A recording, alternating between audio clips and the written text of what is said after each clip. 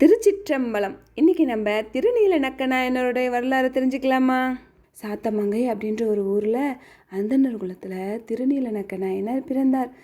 சிவபெருமான் மேலே வச்சிருந்த அந்த பக்தியின் காரணமாக காலையில் எழுந்திரிச்சு வீட்டில் சிவபூஜை பண்ணிவிட்டு வர சிவனடியார்களுக்கு எல்லாம் சாப்பாடு போட்டுட்டு அந்த ஒரு கோயிலில் இருக்கிற சிவபெருமானுக்கு பூஜை பண்ணி சந்தோஷப்படுவார். அவர் கோயிலுக்கு போகும்போது அவங்க மனைவியும் கூடயே கூட்டிகிட்டு போவார். ஏன்னா அவங்க மனைவி திருநீலநக்க நாயனருக்கு உதவி பண்ணுவாங்க.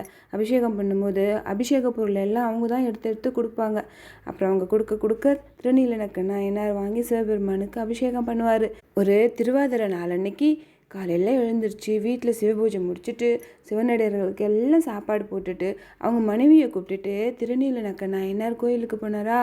அங்கே சிவபெருமானுக்கு அபிஷேகம் பண்ணி அர்ச்சனை பண்ணி தூபம் காமிச்சு தீபம் காமிச்சு நிவேதனம் பண்ணிவிட்டு கோவில் பிரகாரத்தை அப்படியே சுற்றி வராங்க. திருவேந்தத்தை சொல்லிக்கிட்டே வந்தவர் கோயில் விட்டு போக மனசு வராமல் அப்படியே சிவலிங்கத்துக்கு முன்னாடி அப்படியே உட்காந்துட்டு சிவலிங்கத்தையே பார்த்துட்ருக்கிறாரு.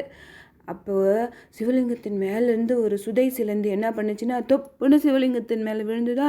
அதை பார்த்து அவங்க மனைவி ஓடி போய் வாயால் ஊதி சிலந்தி அகற்றுறாங்க. அப்போ அவங்க ஊதும்போது அப்போ வாயிலேருந்து எச்சில் சிவலிங்கத்தின் மேலே பட்டுருச்சு. இதை பார்த்தாரு திருநீலநக்க நாயனார்.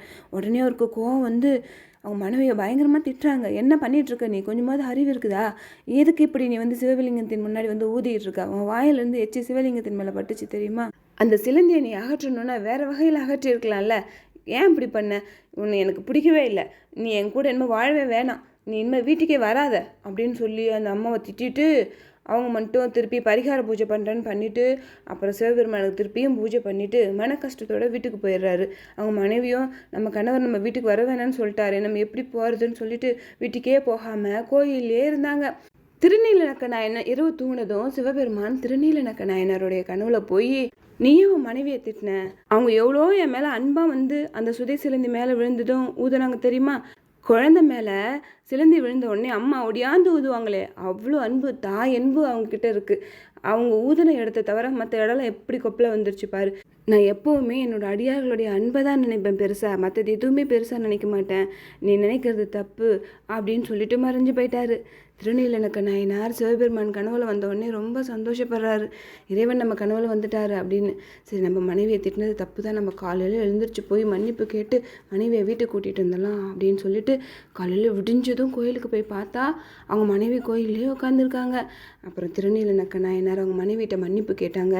அப்புறம் கனவுல சிவபெருமான் இது மாதிரிலாம் சொன்னாங்க அப்படின்னு சொல்லி நடந்ததை சொன்ன உடனே திருநீலநக்க நாயனாருடைய மனைவி ரொம்ப சந்தோஷப்பட்டு ஓடி போய் சிவலிங்கத்தின் முன்னாடி விழுந்து வணங்கி அவ்வளோ சந்தோஷப்படுறாங்க. அப்புறம் திருநீலநக்க நாயனாரும் அவங்க மனைவி வீட்டுக்கு அவங்க தினம் செய்கிற பூஜையை செஞ்சுட்டு அடியாருக்கு சாப்பாடு போட்டுட்டு கோவிலி பூஜை செஞ்சுட்டு இருந்தாங்க. அப்போ திருஞான சம்பந்தரை பற்றி கேள்விப்படுறாரு திருநீலநக்க நாயனார். திருஞான சம்பந்தரை பார்க்கணுன்னு ரொம்ப ஆசைப்படுறாரு. ஒரு நாள் திருஞான சம்பந்தர் சாத்தமங்கைக்கு பக்கத்து ஊருக்கு வந்திருக்காங்கன்னு தெரிஞ்ச உடனே திருநீலநக்க நாயனாரே அந்த ஊருக்கு போய் திருஞான சம்பந்தரையும் அவங்க கூட இருக்க அடியாரையும் அவங்க வீட்டுக்கே கூட்டிகிட்டு வந்துட்டார். அவங்க வீட்டில் திருஞான சம்பந்தர் கூட வந்திருக்கிற எல்லா அடியாருக்கும் நிறைய பேர் சிவனடியார்கள் அத்தனை பேத்துக்கும் சாப்பாடு போட்டார். அப்புறம் சாப்பிட்டு முடிச்சதும் திருஞான சம்பந்தர் திருநீலநக்க நாயனார்ட்ட என் கூட திருநீலகண்டத்தை அழைப்பானரும் அவங்க மனைவி வந்திருக்காங்க, அவங்கள தங்குறதுக்கு நீங்கள் கொஞ்சம் இடம் கொடுக்குறீங்களா அப்படின்னு கேட்கும்போது திருநீலநக்க நாயனார் தாராளமாக தங்கிட்டுமே அப்படிங்கிறாங்க. திருஞான சம்பந்தர் ஏன் கேட்டாருன்னா திருநீலநக்க நாயனார் அந்தனர், திருநீலகண்டத்தை அழைப்பான ஜாதியில் தாழ்ந்தவர், அவர் எப்படி இவங்க வீட்டில் இருக்கிறதுக்கு இடம் கொடுப்பாரோன்னு ஒரு சந்தேகத்தில் தான் கேட்டிருப்பார். ஆனால் திருநீலநக்க நாயனார் அவங்கள அடியாராக தான் பார்த்தாங்களோன்னு ஜாதியில் தாழ்ந்தவங்க உயர்ந்தவங்கன்னு அப்படி பார்க்கல. அதனால் அவங்க தினம் பூஜை பண்ணுறாங்கல்ல யாகம் வளர்த்து, அந்த யாகம் வளர்க்குற இடத்துக்கு பக்கத்துலேயே திருநீலகண்டத்தை அழைப்பானருக்கும் அவங்க மனைவிக்கும் தங்கிறதுக்கு இடம் கொடுத்தாங்க. திருநீலகண்டத்தை அழைப்பானரும் அவங்க மனைவியும் அங்கே தங்கியிருக்கும்போது ரொம்ப இன்னும் பிரகாசமாக கொழுந்துட்டு எறிதான் அந்த தீ. அதை பார்த்து திருநீலநக்க நாயனார் ரொம்ப சந்தோஷப்படுறாங்க. அவர் விடிஞ்சு எழுந்திரிச்சதும் திருஞான சம்பந்தர் அவங்க அடியார்கள் திருநீலநக்க நாயனார் எல்லாரும் கோயிலுக்கு போய் சாமி கும்பிடும்போது திருஞான சம்பந்தர் இறைவனுக்கு போற்றி ஒரு பதிகம் பாடும்போது அது திருநீலநக்க நாயனாருடைய திருத்தொண்டையும் அவங்களுடைய அன்பையும் சிறப்பிச்சு பாடினார். அப்புறம் அங்கேருந்து திருஞான சம்பந்தர் கிளம்பி போயிட்டார்.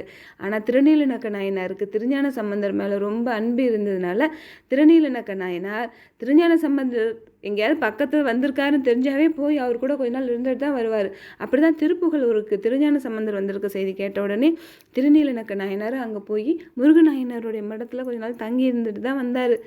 இப்படி திருஞான சம்பந்தர் மேலே ரொம்ப அன்பாகவும் நட்பாகவும் இருந்ததுனால திருஞான சம்பந்தருக்கு கல்யாணம் பண்ணி வைக்கிற பாக்கியம் கிடைச்சது திருநீலநக்க நாயனாருக்கு.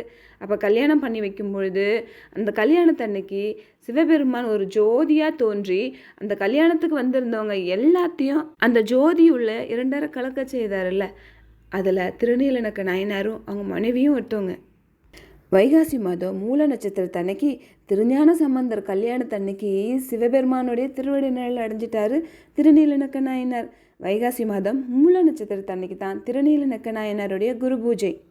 திருநீலநக்க நாயனாருடைய வரலாறுலேருந்து என்ன தெரிஞ்சுக்கிறோம் அப்படின்னா, சிவபெருமான் உண்மையான அன்பை மட்டும்தான் விரும்புவார், வேற எதையும் விரும்ப மாட்டாருன்னு. அது மட்டும் இல்லாமல் கணவன் மனைவி ஒருத்தருக்கு ஒருத்தர் விட்டு கொடுத்து ஒற்றுமையாக சேர்ந்து சிவபூஜை செஞ்சால் அதுக்கு பலன் இன்னும் பல மடங்கு அதிகமாகும்னு தெரிஞ்சுக்கலாம். ஏன்னா திருநீலநக்க நாயனார் கோயிலுக்கு போகும்போது அவங்க மனைவியும் கூட்டிகிட்டு போய் தான் சிவபூஜை செஞ்சாங்க.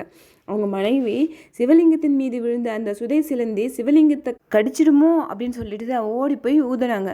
ஆனால் திருநீலநக்க நாயனார் எச்சி பற்றுச்சுங்கிறதுக்காகவே அவங்க மனைவியே விலக்கி வச்சாங்க. அவங்க மனைவி என்ன பண்ணாங்க, நாம் என்ன பண்ணோம், எதுக்காக நம்ம கணவர் இப்படி பண்ணிட்டாரு, நம்ம சிவலிங்கத்தின் மேலே இருந்த அந்த சிலந்தியை ஊதுனது ஒரு தப்பா, இதுக்காக இவ்வளோ நாள் நம்ம அவர் கூட வாழ்ந்தோம், நம்மளை புரிஞ்சிக்காமல் இப்படி நம்மளை ஒரே நிமிஷத்தில் தூக்கி போட்டார், இனிமேல் அவர் கூட நம்ம வாழக்கூடாது அப்படின்னு முடிவு எடுக்காமல் கணவர் வேணான்னு சொல்லிட்டாருங்கிறதுக்காக கோவிலையே தங்கியிருந்தாங்க. அப்புறம் அடுத்த நாள் அவங்க கணவர் கூப்பிடும் போது எந்த ஒரு மறுப்பும் காட்டாமல் கணவரோட போய் அவருடைய சிவபூஜைக்கு உறுதுணையாக இருந்தாங்க. அதனால தான் அவங்க கணவரோடு அவங்களும் முக்தி பெற்றாங்க. அது மட்டும் இல்லாமல் திருநீலநக்க நாயனார் அடியார்கள் எக்குலத்தவராக இருந்தாலும் சிவனடியார்கள் அப்படின்ற ஒரே குலத்துல தான் சேர்ந்தவங்க அப்படின்னு சொல்லிட்டு ஜாதியில் தாழ்ந்தவராக இருந்தாலும் திருநீலகண்டத்தை யாழ்ப்பாணரையும் அவங்க மனைவியும் அவங்க வீட்டில் தங்க வச்சார். சிவபெருமானுடைய அருளையும் பரிபூரணமாக பெற்றார். அது மட்டும் இல்லாமல் திருநீலநக்க நாயனருடைய மனைவியும் அவங்க கணவரை ரொம்ப சரியாக புரிஞ்சு வச்சுருந்தாங்க. சிவபெருமான் மேலே அவர் எவ்வளோ அன்பு வச்சுருக்காங்க அப்படின்னு தெரிஞ்சதுனால தான் ஒரு சுதை சிலந்தியை ஊதுனதுக்காக நம்மளை இப்படி தள்ளி வச்சுட்டாரே அப்படின்னு யோசிக்காமல் அவர் சிவபெருமான் மேலே வச்சுருந்த அளவில்லாத அன்பின் காரணமாக தான் இவ்வளோ நாள் அவர் கூட வாழ்ந்த நம்மளையே தள்ளி வச்சுருக்காரு. அவங்க நினச்சதுனால தான் பொறுமையாக கோவிலே காத்திருந்தாங்க கணவர் வருவார் அப்படின்ற எண்ணத்தோட. இப்படி கணவன் மனைவி 2 பேரும் ஒருத்தர் புரிஞ்சுக்கிட்டு வாழ்ந்தாவே குடும்பத்தில் நிம்மதி தான் நிலவும் அப்படின்னு திருநீலநக்க நாயனாருடைய வாழ்வின் மூலயமா தெரிஞ்சுக்கலாம். ஒளிப்புணர் சூழ் சாத்தமங்கை திருநீலநக்கக்கும் அடியேன் திருச்சிற்றம்பலம். இந்த வீடியோ உங்களுக்கு பிடிச்சிருந்தா லைக் பண்ணுங்கள், ஷேர் பண்ணுங்கள், மறக்காமல் இந்த சேனலை சப்ஸ்கிரைப் பண்ணுங்கள். இந்த வீடியோ பார்த்ததுக்கு ரொம்ப நன்றி.